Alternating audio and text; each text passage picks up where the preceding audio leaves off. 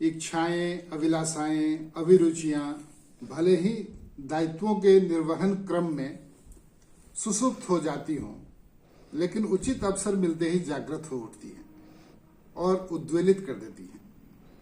चिकित्सा शास्त्र का अध्ययन, तदुपरांत चिकित्सा सेवा में सतत संलिप्तता के कारण अपने किशोरावस्था के साहित्यानुराग को जबरन सीट स्वाप में रखना पड़ गया था। लेकिन इन दिनों कोरोना वैश्विक महामारी से उत्पन्न संकट और उससे जीवन रक्षा हेतु आवश्यक तालाबंदी एवं एकांतवास ने अपने आप से साक्षात करने का अवसर प्रदान किया और मैं स्वतः आज से लगभग 5 दशक पूर्व के कालखंड में अनायास ही पहुंच गया।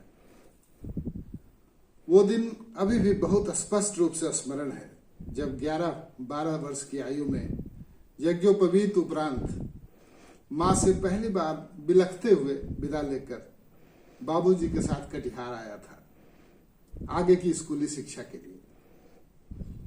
इससे पहले की प्रारंभिक शिक्षा गांव के ही मध्य विद्यालय में संपन्न हुई थी, जिसका मुझे गर्व और अभिमान है, क्योंकि इसी विद्यालय के कर्तव्यनिष्ठ और योग्य गुरुओं के आशीर्वाद और प्रशिक्षण ने भविष्य के बौद्धिक विकास की एक मजबूत नींव डाल दी थी। साहित्य की सुंदरता और उसके आकर्षण की अनुभूति भी उन्हीं दिनों हुई थी।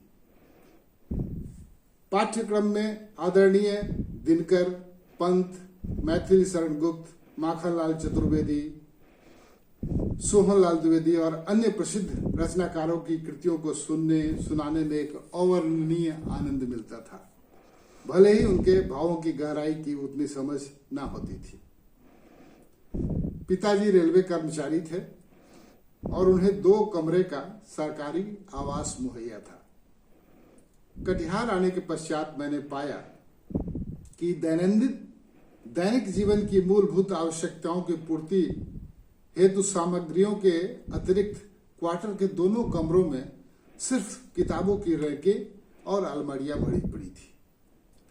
साहित्य की सारी विधाओं यथा काव्य संकलन, उपन्यास, यात्रा वृत्तांत, आत्मकथा, ऐतिहासिक पौराणिक ग्रंथ, हिंदी और उर्दू के प्रसिद्ध रचनाकारों की कृतियां, कुछ उस समय के प्रसिद्ध साप्ताहिक एवं मासिक पत्रिकाओं का अनमोल भंडार मेरे सामने पड़ा था और उनमें उत्तरोत्तर वृद्धि भी हो रही थी, क्योंकि बाबूजी नियमित रूप से रेलवे स्टेशन के एच व्हीलर एंड कंपनी के बुक स्टॉल पर जाया करते थे।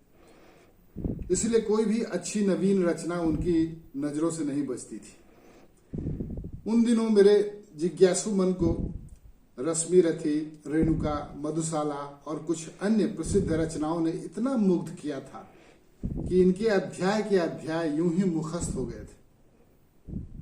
कटिहार उच्च विद्यालय के अपने 4 वर्षों के अध्ययन क्रम में हिंदी साहित्य के विद्वान प्राध्यापक आदरणीय श्री कृष्ण झा की विशेष अनुकंपा और स्नेहपूर्ण मार्ग प्रदर्शन ने मेरे साहित्य प्रेम को और प्रगाढ़ किया। मैट्रिकुलेशन के उपरांत टीएनबी कॉलेज भागलपुर में अध्ययन का अवसर प्राप्त हुआ और यहाँ भी संयोग कुछ ऐसा हुआ कि 4 विद्यार्थियों वाले हॉस्टल के कमरे का एक सहपाठी घनघोर कविता प्रेमी निकला, हरिकांत सिंह, जिसने अपना उपनाम दिग्दिगंत रखा था। दिनकर की कविताओं से इतना प्रभावित और चमत्कृत था कि रश्मिरथी के अनेक सर्गों की आवृत्ति निर्बाध गति से करता था। उस समय से ही रश्मिरथी के शब्दों, दोहों, छंदों और सर्गों का सम्मोहन मेरे मानस पटल पर और भी गहरा होता चला गया।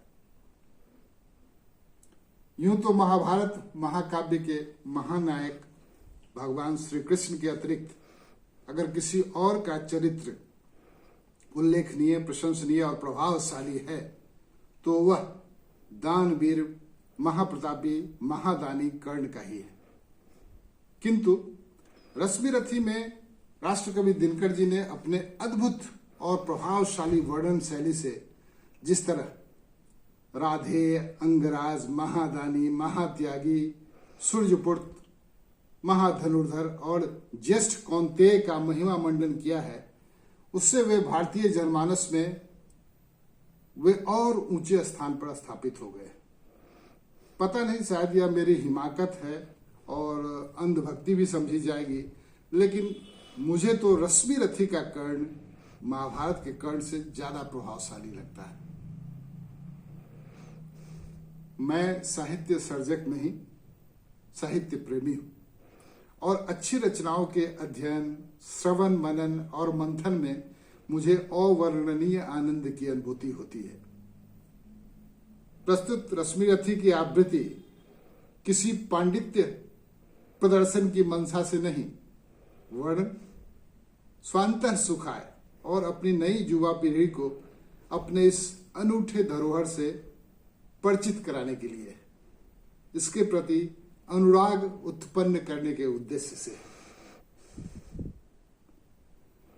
ऋग्वेद के प्रथम सूक्त अग्नि मिरे पुरोहितं यज्ञस देव मृतज्वं के द्वारा जिस अग्निदेव का आह्वान आदि ऋषियों ने किया था, उसी परंपरा के अनुरूप दिनकर जी विनयी जय हो जग में जले जहां भी नमन पुनीत अनल को कहकर पवित्र अग्नि की स्तुति से काव्यारंभ किया है। गुरु द्रोणाचार्य द्वारा शस्त्रास्त्र की शिक्षा संपन्न होने के उपरांत पांडवों और कौरवों के द्वारा अर्जित रण कौशल का प्रदर्शन चल रहा है।